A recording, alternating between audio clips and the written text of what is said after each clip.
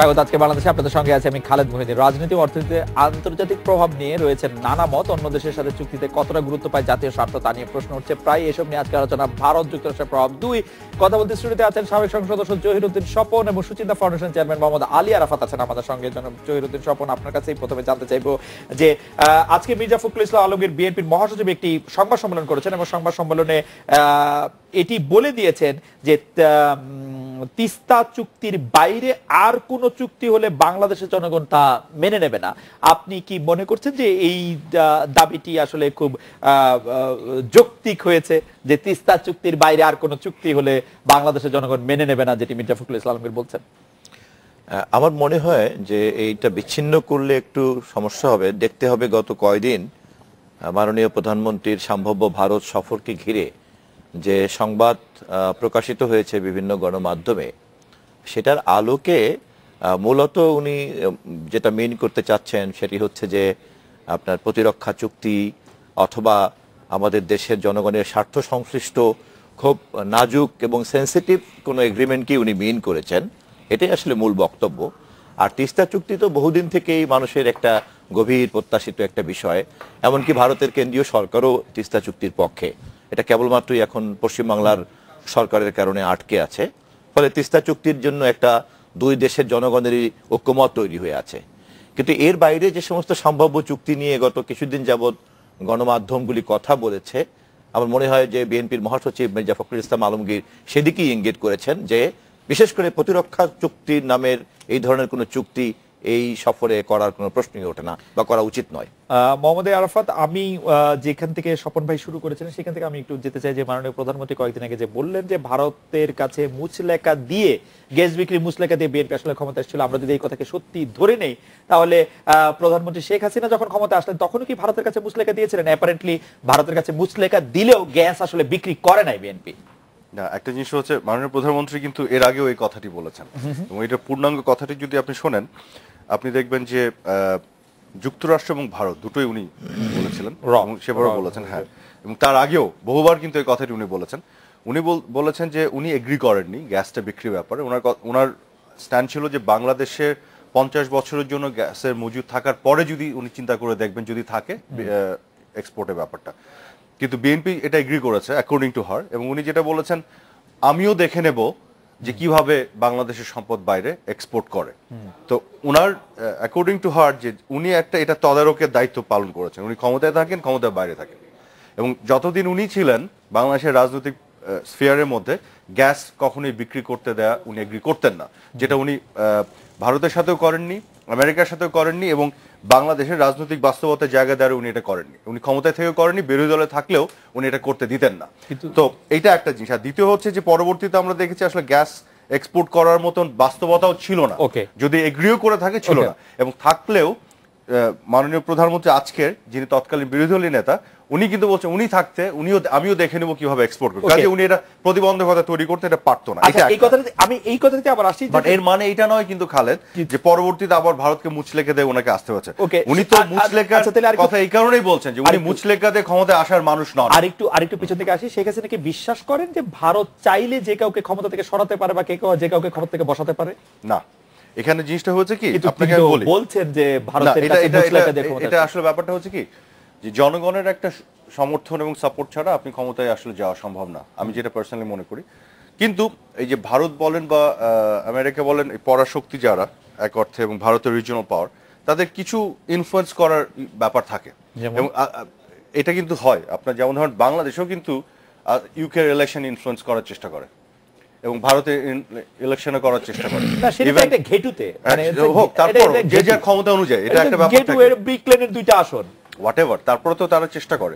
এবং আমেরিকাতে আপনার মনে আছে যে হিলারি ক্লিনটনের সাথে ডক্টর ইউনুসের যে বিষয়টা, এই আপনার নিউ ইয়র্ক বেসড একটা অনলাইন পত্রিকা কিন্তু বের হয়ে আসলো, সেটি কেলেঙ্কারি হিসেবে আসছে যে ছোট একটা দেশকে টাকা দেওয়ার জন্য কিন্তু থাকে। বাংলাদেশ গভর্নমেন্ট যে প্লে করে না সেটা না করে, সেটি আর শেখ হাসিনা যেটি বলেছেন সেটি না একই, আমি তো বলছি না একই রকম, বাট আপনার স্কেলের পার্থক্য আছে অফ কোর্স। ওইখানে যেটা হয়েছিল আপনাকে বলি, 2001 সালে নির্বাচন নিয়ে আমরা কিন্তু বিভিন্ন ধরনের তথ্যপত্র এবং এভিডেন্স পাচ্ছিলাম যেটার মধ্যে আপনার কারচুপির বিষয়গুলি আছে, ঘটেছে। এবং আমরা ভারত করেছে সেটি? না, ভারত করবে কেন? ভারতের সাথে আপনার আন্তর্জাতিক বিষয় আমেরিকা সবার একটা সংযোগ ছিল, যেটি উনি বলছেন। এবং উনি যেটি বলছেন যে ওদের একটা ইনফ্লুয়েন্স তো ছিল, ওরা চাইলে কাউকে ক্ষমতায় বসে দিতে পারবে না, বাট এক ধরনের ইনফ্লুয়েন্স করার তো ক্ষমতা থাকে। উনি কি ভারত এবং যুক্তরাষ্ট্র থেকে র এবং সিআইএ কে আলাদা করছেন, নাকি ভারত এবং যুক্তরাষ্ট্রের র সিআইএ করেছে কাজটি সেটি বলছেন? আমি আসলে প্রধানমন্ত্রীর কথা বুঝি নাই, কারণ এই ধরনের কথা আমি অবিশ্বাস করতে চেষ্টা করি। আমি বিশ্বাস করি না প্রধানমন্ত্রী এই কথা, আমার কাছে মনে হচ্ছে যে রাজনৈতিক বক্তব্য। আমি বিশ্বাস করি না যে এই কথাটি উনি আজকে সেদিন প্রথম বলেননি, আগেও বলেছেন, আগেও বিশ্বাস করি না, এখনো বিশ্বাস করি না। না, কিন্তু একজন মানুষ একাধিকবার এই ধরনের কথা, মানে অসত্য কথা বলার কথা নয়, এবং উনার তো বলার কথা না। আমি ব্যক্তিগতভাবে আপনাকে এখানে এন্ডোর্স এন্ড অ্যাসুরেন্স দিচ্ছি যে she meant it what she said. She is not lying, she is not saying it for the sake of politics. Then Raw and CA কি স্টপ করেছে তাদের এই সেই কার্যক্রম, কাকে ক্ষমতায় বসাবে, কাকে ক্ষমতা থেকে সরাবে? না, আমি এটা বলছি না স্টপ করেছে কি করেনি, যেটা হচ্ছে তারা একসময় করেছে হয়তো, কিন্তু শেখ হাসিনা কিন্তু প্লেইং আ ডিফারেন্ট পলিটিক্স। উনি কিন্তু রাজনীতির সাথে সাথে ম্যাচিউরড হয়েছেন। আপনারা দেখছেন এখন উনি কিভাবে প্লে করছেন। এখন কিন্তু শেখ হাসিনাকে আপনার ওই ধরনের অন্য দলকে মুচলেকা নিয়ে বসানো এবং তার বিপরীতে কাজ করা, she is actually winning. She is also playing her counter politics. আন্তর্জাতিক বিশ্বের সাথে তাদের পলিটিক্স বলেন, ইন্টারনালি বলেন, she is doing it and she is bin winning so far. যে কারণে ভারত সবচেয়ে ভালো বন্ধু আমাদের, তার সাথে উনি ল্যান্ড বাউন্ডারি এগ্রিমেন্ট সাইন করছেন, করে 10,500 একর জমি বাংলাদেশে নিয়ে আসছেন, আবার চায়না থেকে 2টো সাবমেরিন এনে উনি ইন্ডাক্ট করছেন। আমার মনে হয় এই বিষয়ে আমরা আলোচনা আসবো। তবে স্বপন ভাই, আপনি কি মনে করেন যে আপনি দীর্ঘদিন ধরে ছাত্র রাজনীতির পর থেকেও রাজনীতির সাথে যুক্ত, ভারত এবং যুক্তরাষ্ট্র বাংলাদেশ রাজনীতিতে কতটা প্রভাব বিস্তার করতে পারে বলে আপনি মনে করেন? না, প্রথম কথা হলো যে নীতিগতভাবে তো শুধু ভারত এবং যুক্তরাষ্ট্রের বিষয় নয়। আপনার এখনকার তথ্য প্রযুক্তির যে ব্যবস্থার মধ্যে আমরা আছি এবং বিশ্বব্যাপী প্রতিরক্ষার যে ব্যবস্থার মধ্যে আমরা আছি, বিশ্বব্যাপী অর্থনৈতিক ব্যবস্থার মধ্যে যে আছি, তাতে প্রভাব বিস্তার করার একটা প্রত্যক্ষ এবং পরোক্ষ প্রক্রিয়া কিন্তু আন্তর্জাতিক সিস্টেমের মধ্যেই কিন্তু এটা অ্যালাউড না। আমরা যদি শুধু ভারতকে বিবেচনা করি, আমি আন্তর্জাতিক সিস্টেমকে আলাদা করতে ওখানে আসছি, শুধু ভারতকে আমি আসছি ওখানে। সঙ্গত কারণেই ভারত আমাদের সবচেয়ে বৃহৎ প্রতিবেশী এবং ভৌগোলিকভাবে একমাত্র ভারতের সঙ্গেই আমাদের সীমানা রয়ে গেছে, প্রায় 5,000 কিলোমিটারের মতো, longest in the world kilometre. এবং বার্মার সামান্য একটু সীমান্ত বাদ দিলে পরে বাকি সবটাই আমাদের ভারতের সঙ্গে। আমরা নিজেরাও একসময় অবিভক্ত ভারতের অংশ ছিলাম। তো ভারতের সঙ্গত কারণেই তার অর্থনীতি এবং তার পররাষ্ট্রনীতি এবং তার প্রতিরক্ষা নীতি, এই তিনটা খুব সরাসরিভাবে, বাণিজ্য নীতি, এগুলি খুব সরাসরিভাবেই আমাদের এই ভৌগোলিক অবস্থানগত কারণে, বিশেষ করে পশ্চিমবাংলার মতো রাজ্যের সাথে আমাদের যে ভাষা এবং সংস্কৃতির মিলের কারণে একটা সংশ্লিষ্টতা আছেই।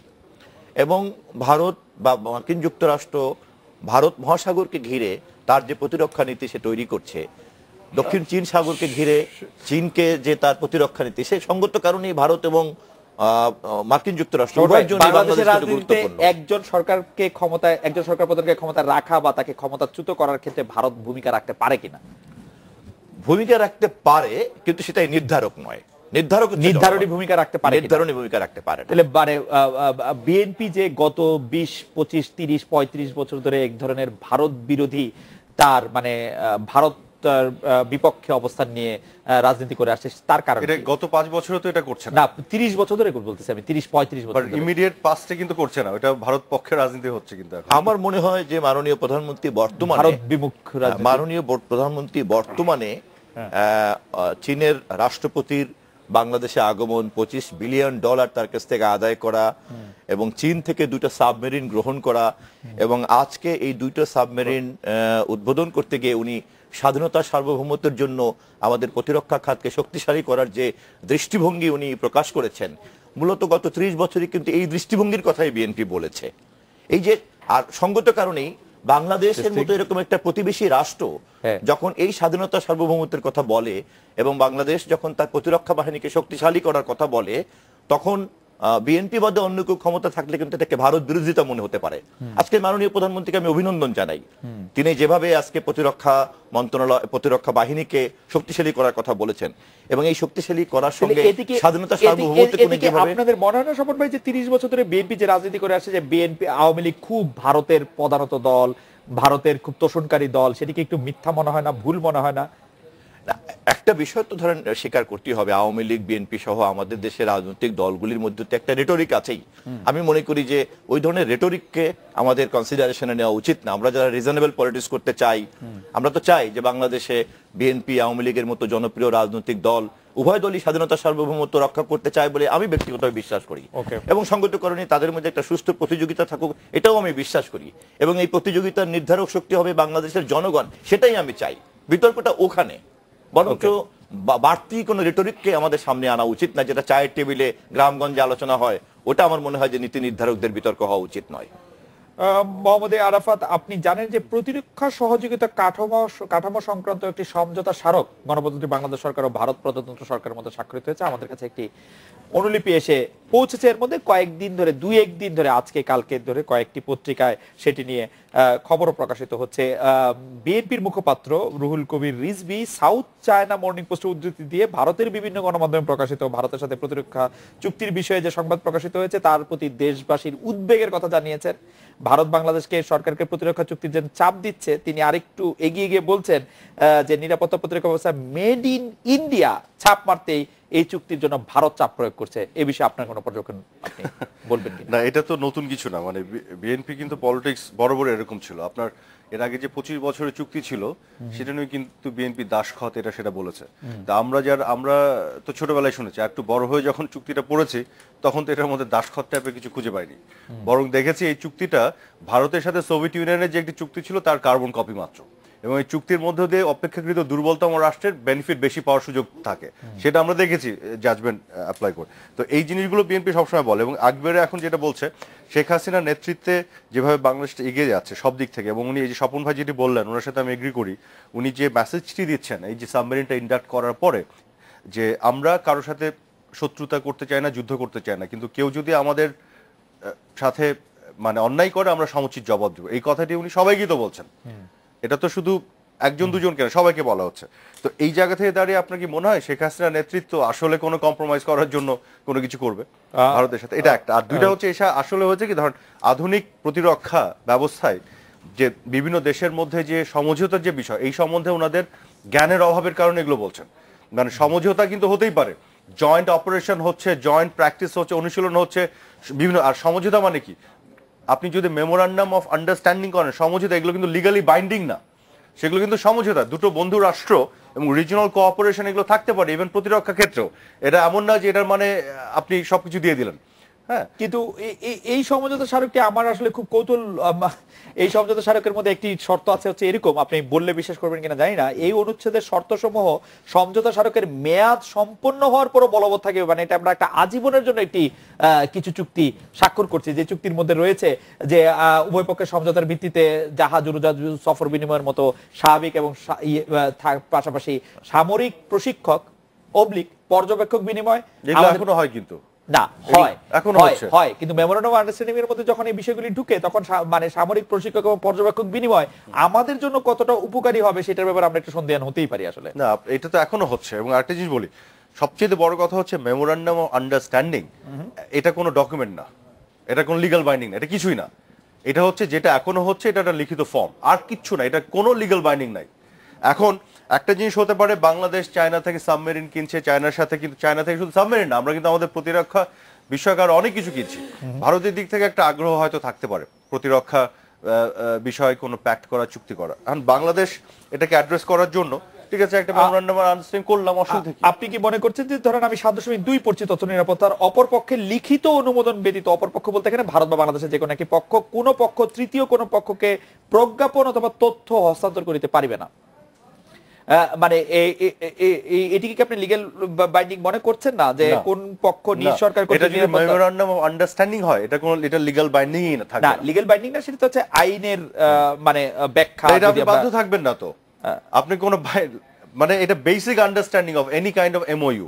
নাম্বার 1 হচ্ছে, আমি একটু বলি খালেদ, এটা যে কতটুকু অথেন্টিক আমি জানি না, নাম্বার 1।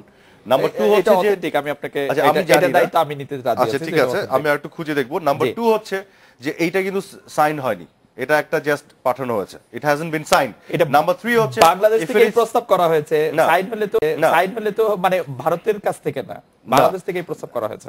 এটাও আমি জানি না, যে কারণে একটু জানতে হবে। আর নাম্বার 3 হচ্ছে, as I said, MOU has no legal bindings, nothing at all. এই জিনিসগুলি আপনার এমনি বেসিক সমঝোতা। একটা ধরেন দুটো দেশের মধ্যে আন্ডারস্ট্যান্ডিং এর কিছু ব্যাপার থাকে, সেটা লিখিত ফরম্যাট, এটার সাথে আপনি এটা মানতেও পারেন না মানতে পারেন, এটার মধ্যে কোনো ইয়ে নাই। আপনি বলছেন যে আমরা একটা বিরতি নিচ্ছি, বিরতির পর যখন ফিরে আসবো তখন স্বপন ভাই আপনার কাছে জানতে চাইবো যে রূপপুরে দেশের প্রথম পরমাণু বিদ্যুৎ কেন্দ্র নির্মাণ প্রকল্পে চূড়ান্ত অনুমোদন দিয়েছে জাতীয় অর্থনৈতিক পরিষদের নির্বাহী কমিটি একনেক। রূপপুরে পারমাণবিক বিদ্যুৎ কেন্দ্র নির্মাণে রাশিয়ার সাথে খুব বড় কোনো সমঝোতা হয়েছে বা দেশের কোনো স্বার্থে আঘাত লাগতে পারে বা ভবিষ্যতে এটারও কোনো খারাপ প্রভাব পড়তে পারে, এমনটি আপনার মনে হয়েছে কিনা? আমরা যদি এবার যুক্তরাষ্ট্রের সাথে ভারত বাংলাদেশের সম্পর্কের কথাটি বিবেচনায় আনি, সেই ক্ষেত্রে আপনার একটু মতামত শুনতে চাও। আমরা একটা বিরতি নিয়ে ফিরি। তার আগে আমি একটু এমইউ নিয়ে একটু অবশ্যই এমোনিয়াও আপনি একটু মতামত শুনবো। আমরা একটা বিরতি ফিরছি।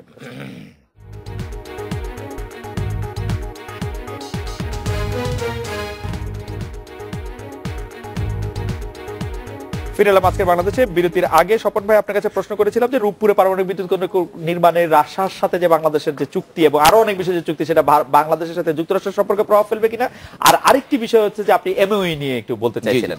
না, আমি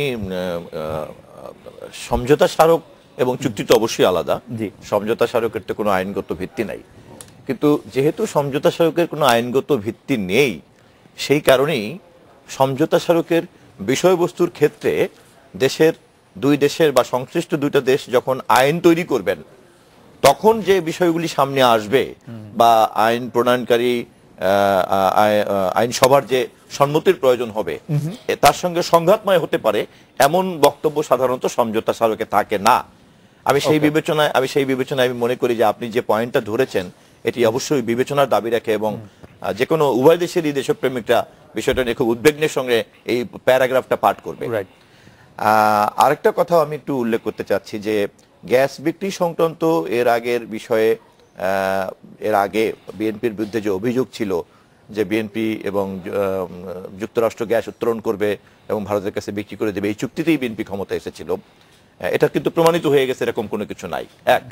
দুই হলো যে এই ধরনের বিষয়বস্তুগুলি এখন কেবলই একটা রেটরিক হিসাবে পলিটিক্সে থাকলেও এই মুহূর্তে যা যা চুক্তি হয়েছে, যতগুলি চুক্তি হয়েছে তার সবগুলি কিন্তু জনগণের কাছে উন্মুক্ত না। তিন হলো যে যতগুলি চুক্তি কম বেশি উন্মুক্ত হয়েছে তার মধ্যে কতটা জাতীয় স্বার্থ নিশ্চিত করা হয়েছে সেটি হচ্ছে একেবারেই আমি মনে করি যে খুব প্রাসঙ্গিক আলোচনা। এবং সেই বিবেচনায় আমরা যদি মনে করেন আমাদের ভূমিকে ব্যবহার করা হচ্ছে, আমাদের জলপথকে ব্যবহার করা হচ্ছে, এবং সেই সমস্ত ভূমি এবং জলপথকে ব্যবহার করার মধ্য দিয়ে যে ধরনের ন্যায্য মাসুল নির্ধারণ করা দরকার তা কতটা হয়েছে, জনগণের দৃষ্টিতে তা কতটা সঠিক, চুক্তিগুলি পার্লামেন্টে সঠিকভাবে আলোচিত হয়েছে কিনা, জনগণ তার সঙ্গে সংশ্লিষ্ট হয়েছে কিনা, এই বিবেচনায় বলা যেতে পারে একেবারেই কিন্তু কোন ধরনের কোনো আন্তর্জাতিক বা দেশপ্রেমিক স্ট্যান্ডার্ড বলতে যেটা বলা হয় সেই ধরনের কিন্তু স্ট্যান্ডার্ড এখন পর্যন্ত ফলো করা হয়নি। এবং আমি বলছি না যে চুক্তিগুলি খারাপ অথবা ভালো, কিন্তু এই চুক্তিগুলির সঙ্গে জনগণের সংশ্লিষ্টতা এবং নির্ধারিত মাসুল যে যৌক্তিক এবং এটা যে দেশের ন্যায্য স্বার্থ নিশ্চিত করছে, এটা কে নির্ধারণ করবে? সরকারের আন্তরিকতা থাকলেই অথবা পার্শ্ববর্তী প্রতিবেশী রাষ্ট্রের সঙ্গে সুসম্পর্ক থাকলেই তো এটা নির্ধারিত হতে পারে না। এ বিষয়ে আমি একটা প্রশ্ন আপনার মাধ্যমে সংশ্লিষ্ট নীতি নির্ধারক এবং ভবিষ্যতেও যারা আমরা ক্ষমতায় আসতে পারি বা আসতে চাই তাদের উদ্দেশ্য ওই কথাটা থাকলো। আপনি খেয়াল করবেন যে সরকার পরিবর্তন বা সরকার বসানোর ক্ষেত্রে আপনি যে কথাটা আমাকে জিজ্ঞাসা করছিলেন যে ভারত এই ক্ষমতা রাখে কিনা, এই ক্ষমতা সুস্পষ্টভাবে যেমন রাখে না, আবার অপরদিকে কিন্তু তৎকালীন সময়কার ভারতের পররাষ্ট্র সচিব সুজাতা মুখোপাধ্যায় বোধহয় সম্ভবত, যাই হোক সুজাতা সিং, হ্যাঁ, ওই ভদ্রমহিলা, ওনার প্রতি শ্রদ্ধা রেখেই বলতে চাই, উনি যেভাবে ভারতের বিশেষ বিমানে করে আসলেন এবং উনি যেভাবে এসে বাংলাদেশের সমস্ত রাজনৈতিক দলের নেতাদের সঙ্গে কথা বললেন, এইভাবে একটা রাষ্ট্রীয় পদাধিকারী ব্যক্তির সংশ্লিষ্ট দেশের পার্শ্ববর্তী দেশের রাজনীতিতে এই পরিমাণে ইনভলভমেন্ট আমার মনে হয় ল্যাটিন আমেরিকার কোনো কোনো দেশে আমরা দেখেছি, কিন্তু এইখানে কিন্তু এই ইতিহাসটা ছিল না, এটা একেবারেই নতুন। কিন্তু সবাই আমার কাছে যেটা জানতে ইচ্ছা করে যে ধরেন ভারতের কেউ এখানে এই রাজনীতিতে প্রভাব বিস্তার করতেছেন, সেখানে কি এই দেশে আসাটা জরুরি? মানে টেলিফোনে কথা বললে হতো না? না, হতো কি হতো না আমার তো সেটা দেখার ব্যাপার, মানে এই আশাটা কি মানে একটা চাপ সৃষ্টি করার জন্য এটা জরুরি? আমি দৃশ্যমান দেখছি যে রাষ্ট্রীয় পতাকা বহন করে, রাষ্ট্রীয় বিমানকে ব্যবহার করে মানে ইলেকশনের 3 দিন আগে, ইলেকশনের 3 দিন আগে ভারতীয় জনগণের কাছ থেকে বেতনভুক্ত একজন কর্মকর্তা এসে পররাষ্ট্র সচিব ভারতের উনি কিন্তু রাজনীতিবিদ না, একজন রাজনীতিবিদ সমঝোতার মধ্যে থাকতেই পারেন, কথা হতেই পারে। রাষ্ট্রীয় পতাকার কথাটি কোথেকে আসছে? মানে সচিব কি রাষ্ট্রীয় পতাকা বহন করেন? যেহেতু উনি ভারতের রাষ্ট্রীয় বিশেষ বিমানে এসেছেন, যেটা সাধারণত মন্ত্রী পর্যায়ের ব্যক্তিরা। বিশেষ বিমানে তো ফ্লাইট ছিল না, তো বললেই বিশেষ বিমান মানে না, আমি বুঝাতে চাচ্ছি, আমি শুধু বুঝাতে চাচ্ছি যে একটা রাষ্ট্র নীতি নির্ধারকরা পর্যায়ের ব্যক্তিবর্গের মানে প্রতিনিধি হিসেবে কিভাবে যুক্ত হয়েছেন, সেইখানে এই কারণে আজকে এই প্রশ্নগুলি আসাটা দেখা যায়। অবশ্যই মোহাম্মদ আরাফাত এই বিষয়টিতে কিভাবে আসলে দেখুন, আমি আপনাকে বলি, ভারতের পররাষ্ট্র সচিব অতীতে বহুবার বাংলাদেশে এসেছে না, কিন্তু নির্বাচনের সময় আসাটি খুবই জরুরি এবং আমাদের দর্শকরা প্রশ্ন করছেন যে আমি একটু শেষ করি, যে আপনি প্রশ্নটি উত্তর এটা হচ্ছে সিম্পল জিনিস, আগেও এসেছে পরেও এসেছে, এবং এই আশাগুলোর মধ্যে কোনো পার্থক্য আলাদাভাবে গ্লোরিফাই করানো হয়। একটা জিনিস শুধু যেটা বলা হয় যে একবার যে এরশাদ সাহেবের সাথে দেখা করে এবং তারপরে কি কথা হয়েছে, এটা তো আমরা কিন্তু সুজাতা সিং বা অন্য কারো কাছ থেকে শুনি। আমরা শুধুমাত্র শুনেছি একমাত্র সোর্স হচ্ছে এরশাদ সাহেব নিজে, যাকে আমরা সকালবেলা এক কথা বিকেলবেলা এক কথা বলতে শুনি। এই কথাটা পছন্দ হয়ে গেল কেন, উনি সত্যি কথা বলছেন, এটা আমাকে মানতে হবে কেন? এই যোগ্যতার কারণে এরশাদ সাহেবের তো এমন কোন কথার ক্রেডিবিলিটি আছে, এটা আমরা মনে করি। এই যোগ্যতা, আমি আরাফাতকে একটা কথা জিজ্ঞাসা করতে চাই, এই ক্রেডিবিলিটির অভাবের কারণে কি এই সরকারের উনি বিশেষ দূত হিসেবে কাজ করছেন? হ্যাঁ, এবং বিশেষ দূত পদাধিকারটা বহন করে রেখেছেন, এটা আরো দারুণ ব্যাপার যে কাজও করবেন না, আবার পদও রাখবেন, সেই কারণেই উনি হচ্ছেন প্রধানমন্ত্রী বিশেষ দূত এবং মন্ত্রী পদমর্যাদায়। এবং আমরা যে প্রশ্নটি আসলে আমাদের দর্শকরা করছেন যে সরকারকে আওয়ামী লীগের প্রতি বেশি মানে ভারতের প্রতি বেশি ঘনিষ্ঠ বলে মনে হয়, কারণ হচ্ছে যে তারা ট্রানজিট দিয়ে দেয়, তারা হচ্ছে যে তিস্তা চুক্তি করতে পারে না, তারা হচ্ছে যে না চাইতেই বা ভারতের একটু চাপের মুখে রামপাল বিদ্যুৎ কেন্দ্র করে, যেটিতে আসলে শুধু ভারতেরই লাভ এবং আমাদের সুন্দরবনের ধ্বংস ভারত যেটি করছে না তাদের সুন্দরবন এলাকায়। সময় দিবেন আমাকে? জি প্লিজ, আপনি যদি 3 মিনিটে বলেন। 3 minute enough time, thank you. না, এই যে তথ্যের অভাবে এইসব পারসেপশন যারা বলছেন, প্রথম কথা হচ্ছে রামপালের সাথে ভারতের কোনো সম্পর্ক নেই। রামপাল আমাদের প্রজেক্ট, বাংলাদেশে বিদ্যুৎ লাগবে 1320 মেগাওয়াট যে বিদ্যুৎটা এখানে প্রডিউস হবে, এই বিদ্যুৎটা বাংলাদেশ মানুষ জনগণ ব্যবহার করবে। ভারতীয় কয়লা, ভারতীয় প্রযুক্তি, ভারতীয় কোম্পানি, ভারতীয় এই যে এত অসত্য ভুল তথ্য, মানে ভারত ইন্দোনেশিয়া থেকে আনবে, ইন্দোনেশিয়া থেকে আপনি আনবেন, এটা তো ভারতীয় কয়লাই। ভারত কে বলেছে ইন্দোনেশিয়া থেকে? আমরা ডাইরেক্টলি ইন্দোনেশিয়া, অস্ট্রেলিয়া অথবা সাউথ আফ্রিকা থেকে আনবো ডাইরেক্টলি। ভারত কোথা থেকে আনবে না? আপনি ডাইরেক্টলি আনতেই পারবেন না, আপনি ডাইরেক্টলি আনতেই পারবেন না, ভারতের জাহাজ, ওই জাহাজ ঢুকবেই না ওখানে। অ্যাবসলিউটলি রং। ইন্দোনেশিয়া আপনাকে 3 মিনিট সময় দিয়ে বাকি সময় নিয়ে গেলে আমি উত্তর দিতে পারবো না, আমাকে একটু সময় দেন। এটা ঠিক না। নাম্বার 1, রামপাল প্রজেক্ট বাংলাদেশের প্রজেক্ট, 1320 মেগাওয়াট বাংলাদেশকে প্রডিউস করতে হবে। এটা গভর্নমেন্ট প্রডিউস করার কথা বিপিডিবি একা করতে পারে, কিন্তু আমরা এখানে বাইরে থেকে 50% ইনভেস্টমেন্ট নিয়ে এসে অন্য একটা কোম্পানিকে দিয়েছি। এটা ভারত হতে পারে, এখানে আমরা অনেকে জানে না যেখানে জাপানিজ কোম্পানি কম্পিট করেছে, এখানে চাইনিজ কোম্পানি কম্পিট করেছে, এবং কম্পিটিটিভ বিডিং এর মাধ্যমে এনটিপিসি এক্সিম ব্যাংকের যে লোনটা নিয়ে এসে তার মাধ্যমে তারা পাস করেছে, করে তারা এখানে অ্যালাউ হয়েছে, তাদেরকে ডেকে এনে দেওয়া হয়নি। এবং এটা আমাদের প্রজেক্ট, আমরা করব। এখানে ভারত যদি না করে আমরা লুজার হব, 50% ইনভেস্টমেন্ট আমরা পাচ্ছি না, পুরোটাই আমাদের করতে হবে। আমি একটু শেষ করি। সো এই রামপাল নিয়ে যেসব অসত্য তথ্য, সেগুলো থাকলে তো মুশকিল। এটা ভারতের কোনো ঠেকাও নাই, এবং ভারতের সাথে আপনি কথা বলে দেখেন, ওদের কোনো দরকার নেই রামপালে করার।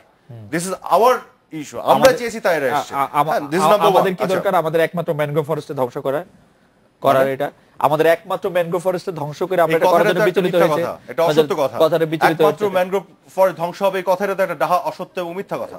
This is not true.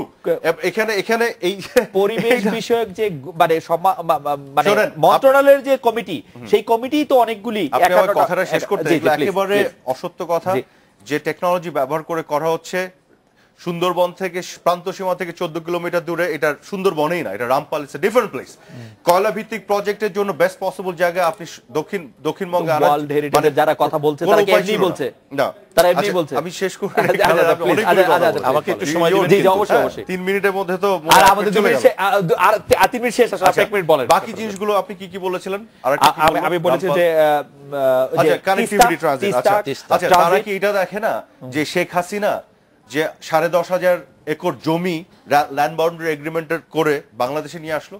Sheikh Hasina কোথায় করলো? এটা তো বিজেপির মানে বিজেপি ভেটো দিচ্ছিল বা বিরোধী ভোট দিচ্ছিল, এইবার পক্ষে ভোট দিয়েছে। শেখ হাসিনার নেতৃত্বে কংগ্রেস বিজেপি বুঝাতে পেরেছে 47 সালের প্রবলেম, 47 সাল থেকে এই সমস্যা ছিল, 71 সাল থেকে সমস্যা ছিল, এই সমস্যার সমাধান বাংলাদেশে করতে পারেন নাই, শেখ হাসিনা করেছে। শেখ হাসিনা কেমন, এই তো ওইখানে পার্লামেন্টে বিতর্ক হয়ে এটি সমাধান হয়েছে। ও শেখ হাসিনা কোনো রোল প্লে করেন নাই কোথায় সেটা আমি দেখি না। আপনার কি একা একা বিতর্ক হয়ে সবকিছু হয়ে গেছে? না না, কংগ্রেস আর বিজেপি শেখ হাসিনার নেতৃত্বের কারণে ল্যান্ড বাউন্ডারি এগ্রিমেন্ট, যেটা আমাদের দীর্ঘদিনের দাবি বাংলাদেশের, যেটি বাংলাদেশের কোনো গভর্নমেন্ট করতে পারেনি, শেখ হাসিনার নেতৃত্বের কারণে কংগ্রেস বিজেপি একত্রিতভাবে এটা সংবিধান রাটিফাই করেছে, এবং যার ফলে ল্যান্ড বাউন্ডারি এগ্রিমেন্ট বাংলাদেশের সাথে হয়েছে, যেটা ভারত এতদিন করছিল না। ভারত যে করেছে, শেখ হাসিনা বাংলাদেশে যখন প্রাইম মিনিস্টার তখন করেছে। কেন কেন কেন বিজেপির এত কি কষ্ট? বিজেপির এত কি কষ্ট? বিজেপি এটা বুঝছে, হচ্ছে যে তাদের এটা বুঝছে। জি জি জি, প্লিজ আমরা অনেক বলছেন, আমাদের সময় দিবেন। আচ্ছা আচ্ছা, প্লিজ আপনি অনেক বলছেন, আপনি আমাকে আটকে দিচ্ছেন। খালেদ, ইউ ডোন্ট নো, আপনি প্লিজ রিপিট করে দেখেন। Let me finish. Okay, Sheikh হাসিনার নেতৃত্বে এই এগ্রিমেন্টটা ভারত করলো, এর আগে কোন প্রধানমন্ত্রীর নেতৃত্বে তো ভারত করে নাই। আমার মনে হয় এটা কেন করে? নাম্বার 1। নাম্বার 2 হচ্ছে যে আমরা যে এই যে আপনার ভারতের প্রতি যদি নত জানু যেটা বলে, তাহলে আমরা আরবিট্রেশনের মাধ্যমে সমুদ্র সীমা বিজয় করে নিয়ে আসলাম কেন? সেটা কাগজে কলমে, না, ওটা তো বায়োল্যাটারাল কাগজে কলমে। কিভাবে কাগজে কলমে? সেটা এখনো কাজের গরু, সেটা কাগজে কলমে আছে, গোয়ালে নাই। আমরা এটা বিরোধী দিতে বলেছি আপনাকে, এখানে আমাদের সম্পূর্ণ অধিকার আমাদের এখানে চলে আসছে। আপনি কি কি 3 বছর হয়েছে, 3 বছর হয়েছে এই সাবমেরিন আমরা চায়না থেকে কিনেছি, যেটি ভারতের কিন্তু একটা মানে কম্পিটিশনের জায়গা আছে চায়নার সাথে, কিন্তু আমরা চায়না থেকে আছি। এই এত কিছু মাথার মধ্যে যারা ঢুকায় না, তাদের মাথায় মনে হবে যে হ্যাঁ, ভারতের প্রতি শেখ হাসিনা। ওকে, আরাফাত ভাই অনেকগুলি পয়েন্ট তুলে ধরেছেন, স্বপন ভাই নিশ্চয়ই এই সম্পর্কে একটু বলবেন। সামনে আমরা একটা বিরতি নিয়ে আসি, আপনার কাছ থেকে আমরা একটু শুনতে চাই।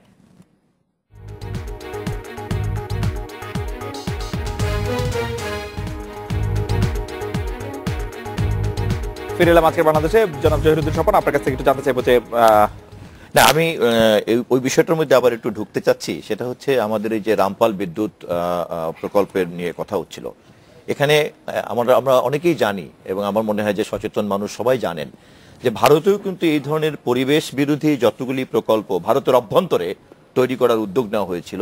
ভারত একটি গণতান্ত্রিক এবং শক্তিশালী রাষ্ট্র হওয়ার কারণে সেখানকার শক্তিশালী প্রতিষ্ঠানগুলির কাছে কিন্তু সরকারকে পরাজিত হতে হয়েছে, এবং সরকার পরাজিত হয়ে এরকম পরিবেশ বিরোধী প্রকল্পকে তাদের কিন্তু বন্ধ করতে হয়েছে।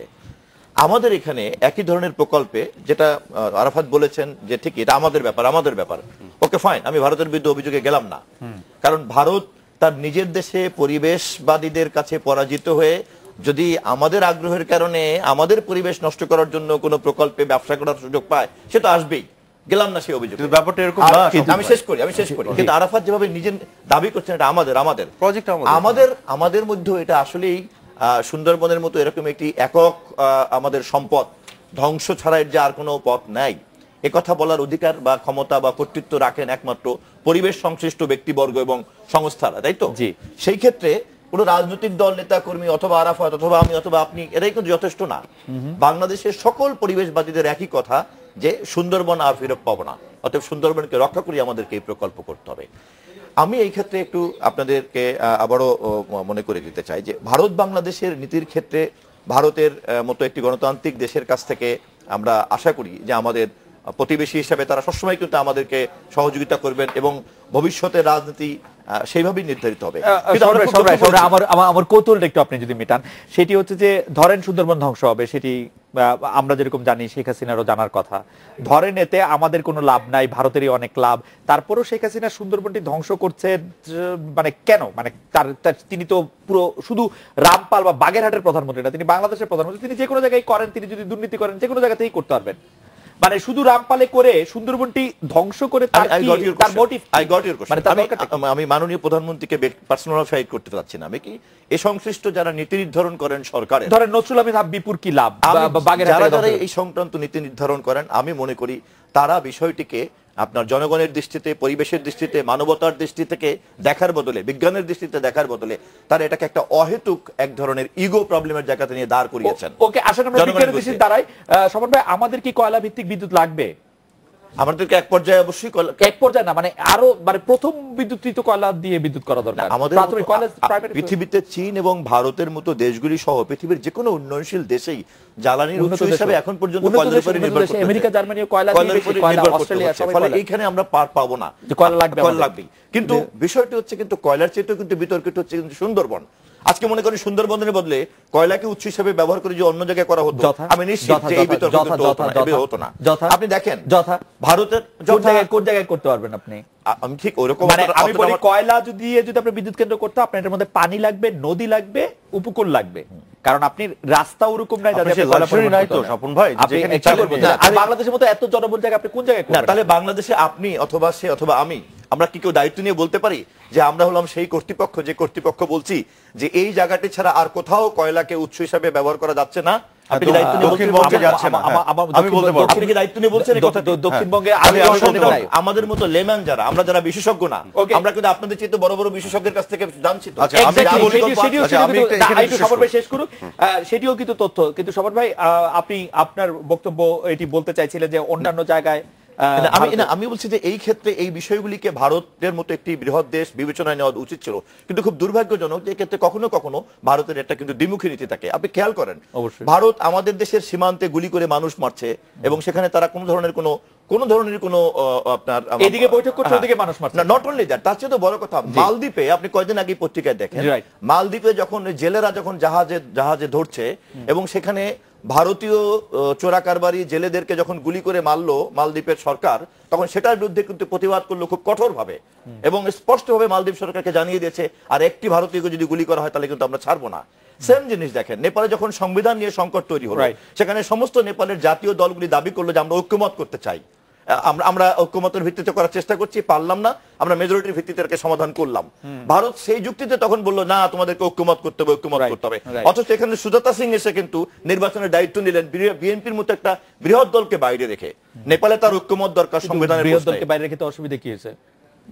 আমার প্রশ্ন সেটা না, আমার প্রশ্ন বাইরে তো বিএনপি নিজে থেকে ছিল, বিএনপি তো ডিসকাশনটা অন্য জায়গাতে। আমার পয়েন্ট হচ্ছে এইটা যে ভারতের নীতিতে নেপালে যদি তার জাতীয় ঐক্যমত দরকার হয়, তাহলে বাংলাদেশে তার বিএনপি কে বাইরে রেখে নির্বাচন দরকার হবে কেন?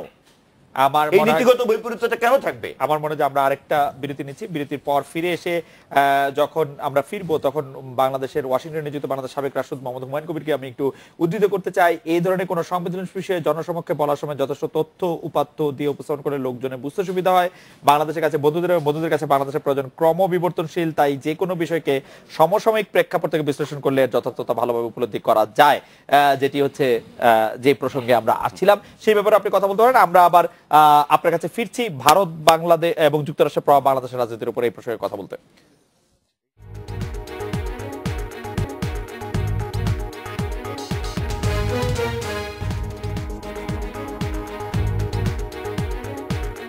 ফিরে এলাম আজকের বাংলাদেশে।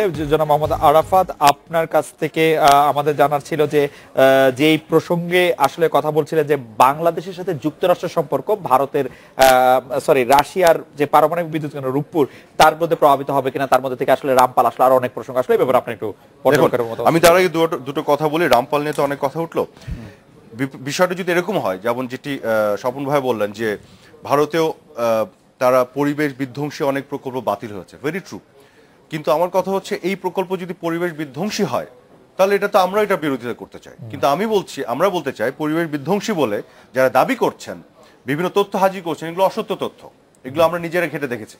মাননীয় প্রধানমন্ত্রী 100টি এক্সাম্পল দেখেছেন প্রেস কনফারেন্স করে পৃথিবীর বিভিন্ন দেশে শহরের মধ্যে ওয়াইল্ড লাইফ স্যাংচুরির কাছে টেকনোলজি যদি প্রপারলি করা যায়, এটা এই পরিবেশের ক্ষতি না করে এই কাজটি করা যায় এবং এটি এখন সময়ের দাবি, দক্ষিণবঙ্গের মানুষের উন্নয়নের জন্য দাবি। এই মানুষগুলো ওখান থেকে মাইগ্রেট করে অন্যদিকে চলে যাচ্ছে কারণ ওখানে বিদ্যুৎ নাই, ইকোনমিক অ্যাক্টিভিটি হচ্ছে না। বাংলাদেশের ডেভেলপমেন্ট এবং পরিবেশ দুটোকে ব্যালেন্স করে শেখ হাসিনা এগুচ্ছেন। যেটি বলছিলেন যে রামপালকে একমাত্র অপশন আমাদের জন্য, অপশন দেখান কই? যত বড় বড় এক্সপার্ট যে বলেন অনেকে, আমরা তো বলছি রামপাল ছাড়া একটা দেখান না, দেখাতে পারছেন না তো। অপশন কি অপশন দেখায়? বলে যে রামপাল না লবণ ছড়া। মানে আপনি দেখেন রামপাল হচ্ছে 14 কিলোমিটার দূরে, প্রান্ত সীমা থেকে দাও। ওনারা দাবি করছেন যে ক্ষতি হয়ে যাবে। বরিশালের একাধিক মানে চর বা ওই বিচ্ছিন্ন ভূমির কথা বারবার বলা হয়েছিল। এইটা যে সিলেক্ট করা হচ্ছে, আপনাকে আমি পুরো পাঠিয়ে দেবো টেক্সটটা, কতগুলি ক্রাইটেরিয়াতে কত ভাবে এটাকে চিন্তা করে বিকল্প ছিল না বলে the best possible option. And also বিকল্প ছিল না, থাকবে না কেন? আমার প্রশ্ন হচ্ছে যে আপনি এটা যদি সুন্দরবনকে ক্ষতি করত তাহলে আপনি এটা বিকল্পতে যেতেন। আপনি তো ক্ষতি করছেন, আপনি তো সেই টেকনোলজি ইউজ করছেন। ভারতেও তো আপনাকে দেখায় যে আমি কয়েকটা এক্সাম্পল দিতে পারবো স্বপন ভাইকে। আপনি কি বলতে চাইছেন যে বিতর্ক ছিল? 3.5 কিলোমিটারের মধ্যে আপনার পাওয়ার প্ল্যান্ট আছে। আপনি কি বলছেন যে বিকল্প আছে তারপরও রামপাল কেনা হচ্ছে, নাকি বিকল্প নাই সেজন্য রামপাল কেনা না, হচ্ছে? বিকল্প ওই অর্থে নাই, আচ্ছা। নাম্বার 1। নাম্বার 2, তার মানে এই না যে বিকল্প নাই বলে সুন্দরবনে ক্ষতি করে করা হচ্ছে, বিষয়টা এটিও নাই। Right. বিকল্প থাকলেও this is still the best possible option. Okay. সুন্দরবনে কোনো ক্ষতি হচ্ছে না। number one। আমার এই ক্ষেত্রে স্ট্যান্ড হচ্ছে খুব পরিষ্কার। আমি এই ব্যাপারে খুবই লেম্যান এবং আমি কেবলমাত্র এটা আপনাকে আমি তথ্য দিব। শেষ করছি, পত্রিকার পাঠকের বাইরে আমার কিন্তু কোনো জ্ঞান নাই। Right. ফলে আমি মনে করি না যে আমি প্রপার অথরিটি এই বিষয়ে কোনো কথা বলার। এক, Okay. দুই হলো আমি শেষ করে নিই, হ্যাঁ। আমার সেগমেন্টটাতে একটু শেষ করে নিই, তারপর আমি আপনাকে। আচ্ছা, নাম্বার 2, কারণ অনেকগুলো আনআনসার্ড থাকবে। নাম্বার 2 হচ্ছে এটা নিয়ে কিছু পত্রপত্রিকা অসত্য কথা বলেছে, যেমন বলছে যে এটা হচ্ছে ভারতের লাভ হয়ে যাচ্ছে, ওরা নিয়ে যাবে। কমপ্লিটলি ডাহা মিথ্যা কথা। এটা বাংলাদেশের প্রজেক্ট, বাংলাদেশ ডিসাইড করছে। এই বিদ্যুৎ যেটা প্রডিউস হবে 1320 মেগাওয়াট, প্রত্যেকটি ইউনিট বাংলাদেশের মানুষ ব্যবহার করবে। ব্যবহার করে বাংলাদেশ মানুষ কার থেকে কিনবে? ভারতীয় কোম্পানি থেকে কিনবে না? খালেদ, হ্যাঁ, ভারতীয় কোম্পানি থেকে কিনবে না? ভারতীয় কোম্পানি থেকে এই যে কোম্পানিটা তো বাংলাদেশের কোম্পানি, এখানে একটা পার্টনারশিপ থাকবে, একটা বাইরের একটা company, it's a foreign direct investment. আপনি যে গ্রামীণ ফোন ইউজ করেন, ওখানে টেলিনরের ইনভেস্টমেন্ট আছে না? আছে। ওটা কি নরওয়েজিয়ান কোম্পানি? বাংলাদেশি কোম্পানি। এই এবং ইউজ করছেন তো আপনি নিজে, নরওয়েজিয়ান ইউজ করছে, টাকা করছে না। নরওয়েতে চলে যাচ্ছে, বাংলাদেশ সরকার ট্যাক্স এটা পাচ্ছে। তো মানে বাংলাদেশ বুঝলাম সরকার না ট্যাক্স, আর কি। মানে বাংলাদেশ সরকার ট্যাক্স এটার পাচ্ছে। মানে তো বুঝলাম না। তার সে ইনভেস্ট করবে, সবকিছু করবে, ট্যাক্স দিবে, আপনি ফোন ব্যবহার করবেন, কিন্তু নরওয়েজিয়ান কোম্পানি ওর প্রফিট নিতে নরওয়েজিয়ান পারবে না। কোম্পানি, তার তো মানে এটা তার মানে এটা Norwegian company. That doesn't mean যে নরওয়েজিয়ান এটা বাংলাদেশ, এটা foreign direct investment. This is Bangladeshi company, foreign direct investment এখানে হয়েছে এবং তার বহুবিধ বেনিফিট আমরা পাচ্ছি। আমার মনে হয় joint foreign venture investment lion partnership foreigner. Joint Joint This venture, is a Lion Bangladeshi Partnership company. foreigner. This is a Bangladeshi company. এই কোম্পানি বাংলাদেশে registered, বাংলাদেশে জব স্টক রেজিস্টার্ড হবে। বাট লায়ন পার্টনার এটা তো বিদেশিরা। কার কোনটা lion partner? Norwegian ওই যে টেলিনর। শুনেন, but this is a Bangladeshi company. Okay fine, Bangladeshi company মানে বাংলাদেশের রেজিস্টার্ড কোম্পানি। তার মানে কি দাঁড়ালো? বাংলাদেশের ভিতরে অপারেট করছে বাংলাদেশি কোম্পানি। নেট প্রফিটটা কে বেশি পায়? বাংলাদেশিরা প্রফিট পায়। তো আপনি শেয়ার করবেন তার ইনভেস্টমেন্টের সেটা উপরে। কে বেশি পাচ্ছে কে? যে ইনভেস্টমেন্ট বেশি থাকবে তার পাবে। সেটা কে? Whoever it is, it really doesn't matter. সেটা একজন বিদেশি। আপনি গ্রামীণ ফোন কি আচ্ছা, বাংলাদেশি আপনি কোম্পানি তাহলে বেশি ইনভেস্ট করেন আপনি না। গ্রামীণ ফোন তাহলে আপনার সাথে একমত, কিন্তু আমরা জানতে চাচ্ছি যে বেশি ইনভেস্টমেন্টটা কে করেছে, বাংলাদেশি কোনটার না কথা বিদেশি? বলছেন? ওকে, গ্রামীণের আলো করছে, গ্রামীণ। doesn't matter. আমার কথা হচ্ছে আপনি যদি বেশি ইনভেস্ট What করতে matter? পারেন, হ্যাঁ? তাহলে আপনি বেশি ইনভেস্ট আমরা তো করেন। ওটা এটার আমরা বিতর্ক বেশি না। invest করি নাই। বেশি বিতর্কটা invest করি নাই। লিসেন, বিতর্কটা এইটাই, এটা বিতর্ক উঠানোর বিষয় না। Right. এটা সময় নষ্ট করার বিষয়, জি, আননেসেসারি। জি। আমার কথা হচ্ছে আপনি একটা দেশে বিদেশি একটা কোম্পানিকে নিয়ে আসছেন আপনার বেনিফিটের জন্য। কেন? সে আপনার এখানে ইনভেস্ট করবে, সে যতটুকু ইনভেস্ট করবে সেই পরিমাণ প্রফিট নেবে, বেশি Right. Com doesn't matter. Right. এবং সেটা কেন করছেন? তার প্রোডাক্টটা আপনি ব্যবহার করছেন, Right. তার সে ট্যাক্স আপনাকে আপনার কথা দিচ্ছে, শুনে সে তার মনে হচ্ছে যে প্রফিটটা তার আপনার শেয়ার কথা শুনে মনে হচ্ছে যে এটা তো আমাদের শুধু লাভের রামপাল হচ্ছে। বিদ্যুতে শুধু আমাদেরই লাভ, ওর কোনো লাভ নাই। রামপাল বিদ্যুতে পুরোটাই আমাদের লাভ, মানে যে কোম্পানি পুরোটাই করতেছে ওর আমাদের লাভ লাভ। নাই। ভাই, রামপাল বিদ্যুতের প্রোডাক্টটা হচ্ছে 1320 মেগাওয়াট। এটা কে ব্যবহার করবে? এটা কি এটা কি ভারতের কি দাতব্য কর্ম না ব্যবসায়িক একটা প্রজেক্ট? স্বপন ভাই, এই জিনিসটা না, তো এটা একটা এটা কি তার দাতব্য welfare কর্মের project? কথা কেন আসছে? না, আপনি না, ওদের মনে কোনো লাভ হচ্ছে- নাই, মনে আমাদেরই হচ্ছে সব লাভ, আমাদের- তাই কেন আমাদের বলছেন? আমি লাভ। বলছি এই কারণে, কারণ এই প্রজেক্টটা যে এটা ফিনিশ প্রোডাক্ট যেটা প্রডিউস করবে সেটা সেটা ব্যবহার করবো ভারত আর আমরা। বাংলাদেশের মধ্যে ভাগাভাগি হবে না, সেটা- এটা এন্টায়ারটা আমাদের। এখন লাভের বিষয় যেটা বলছেন, এটা তো বেসিক আপনার মানে বিজনেস প্রিন্সিপল, যে যার যতটুকু ইনভেস্ট করবে সে অতটুকু শেয়ার অনুযায়ী প্রফিট নেবে। এটা তো এখানে বলার কিছু নাই, এটা তো আলাদাভাবে হাইলাইট করার কিছু না, নাই। না, হাইলাইট কিন্তু করবে কোন ব্যাপারটা একটা জিনিসটা? ব্যবসায়িক প্রতিষ্ঠান, এটা তো বুঝতে ডাজন্ট হবে। ম্যাটার। আপনি ডাজন্ট ম্যাটার, এটা ইস্যু না।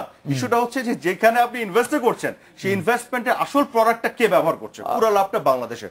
এটা যদি হতো ঠিক আছে, ওটা 20% বিদ্যুৎ ভারত ব্যবহার করবে, 50% ভারত করবে, না, না, 50%, না। তাহলে আমি বলবো বাজারটা বাংলাদেশের, বাজারে কিন্তু পুরো বাংলাদেশ- লাভটা শোনেন, আমাদের টা না। ভারত- পুরো ওকে, বাজারটা আমাদের- বাংলাদেশের। আমাদের শেষ করতে হবে, আমাদের শেষ করতে হবে। NTPC কোনো লাভ নাই ভারতের। আমাদের- আপনাকে আমি এটা বলে দিলাম কেন লাভ নাই। ওরা এখানে আমাদের রিকোয়েস্টে আসছে, আমরা কারণ আমরা ওদের কাছ থেকে ওদের কোনো ব্যবসা expertise প্রতিষ্ঠান নিব। request Yes, আসে কেন? ওদের কেন? Request আসে কেন? কেন এটা উত্তর আমরা- দেই। আমরা এটা Listen ব্যবসা- to me, আমার জি, কথা বলতে দেন। জি। গোটা ভারত যে পরিমাণ পাওয়ার হাঙ্গ্রি কান্ট্রি, জি। তার যে পরিমাণ প্রজেক্ট ওখানে সে নিতে পারে, তার দরকার নেই নিল এখানে না এসে কেন? গালি নিল খায় না কেন? project নিল করা। না কেন?